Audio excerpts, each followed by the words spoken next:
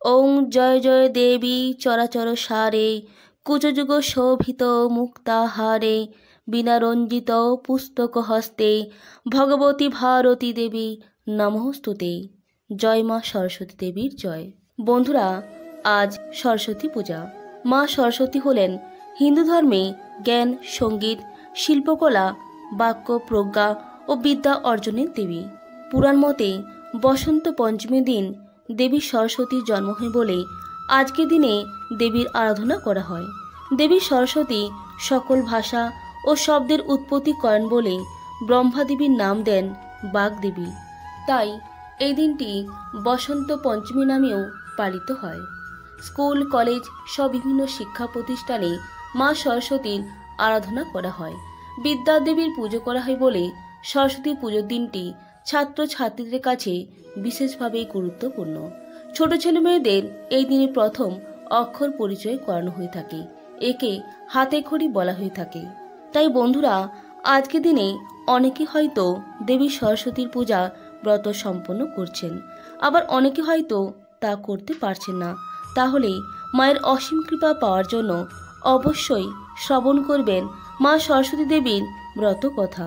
বলা হয় যে ব্রত তখনই সম্পন্ন হয় যখন আপনি ব্রতকথা পাঠ বা শ্রবণ করবেন। তাই বন্ধুরা, শ্রবণ করুন দেবী সরস্বতীর ব্রত কথা। প্রণাম করিনু সরস্বতীর চরণে, যার পূজা করেছিল দেবাসুরগণে, যার কৃপা বলে মূর্খ হয় জ্ঞানবান, তার জন্ম বিবরণ শুনো মতিমান। নারায়ণ ছিল যাবে অনন্ত শয্যাতে, প্রকৃতির সৃষ্টি হয় বাম অঙ্গ হতে, একই প্রকৃতি পরে নানা মূর্তি হয়, তারই রূপ সরস্বতী জানিবে নিশ্চয়, যেবা করে তার পূজা এই ভূমণ্ডলে, চারিবেদ সর্বশাস্ত্র তার করতলে।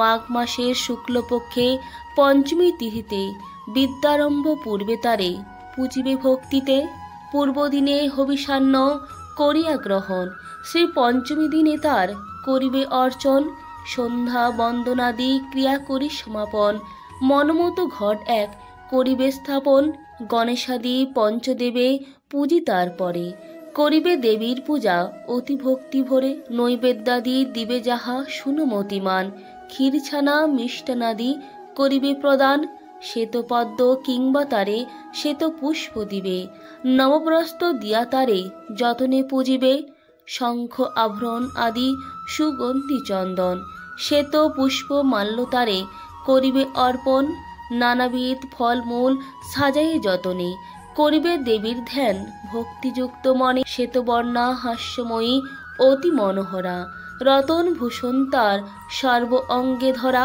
কোটিচন্দ্র প্রভাতিনী করেন ধারণ, শ্বেতবস্ত্র পরিধানে শ্বেতপদ্মাসন, ব্রহ্মা বিষ্ণু আদি করি দেবতা নিকর, অর্চনা করেন তারে হয়ে একত্তর, অসুর দানব আর যত নরগণ, ভক্তি ভরে সবে তারে করেন অর্চন।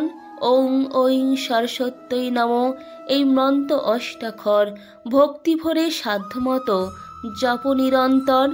এই মন্ত্র যেই জন জপে ভক্তি ভরে, দেবী বড় পুত্র হয় জানিবে সংসারে।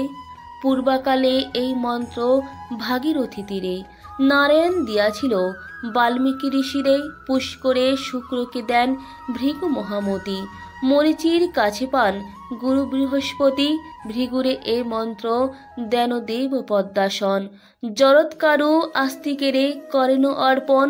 কলিযুগে কালিদাস মহামূর্খ ছিল, দেবীরও কৃপায় মহা কবি যে হইল, বাক্যের দেবতা তিনি বাগদেবী নাম, যাহার কৃপায় কথা বলি অবিরাম, মন্ত্র তন্ত্র যাহা কিছু সংসার ভিতরে, সকলই অসার যদি বাক্য নাহিস করে, মনুষ্য হইয়া যেবা না পুজি তাহারে, সপ্ত জন্ম মূর্খ হয়ে থাকে সংসারে, বোবা হয়ে সে জনার পঞ্চ জন্ম যায়, অতি দুঃখে দিন কাটে নাহিক সংশয়। পূজা অন্তে বাগদেবীর বন্দনা করিবে, তারপর ভক্তি ভরে নির্মাল্য লইবে। বন্ধুরা, এই ছিল মা সরস্বতী পূজার ব্রত কথা। প্রত্যেকে ভালো থাকবেন, সুস্থ থাকবেন এবং আজকের দিনটি প্রত্যেকে ভালোভাবে পালন করবেন। নমস্কার, ধন্যবাদ। ঈশ্বর আপনার মঙ্গল করুক।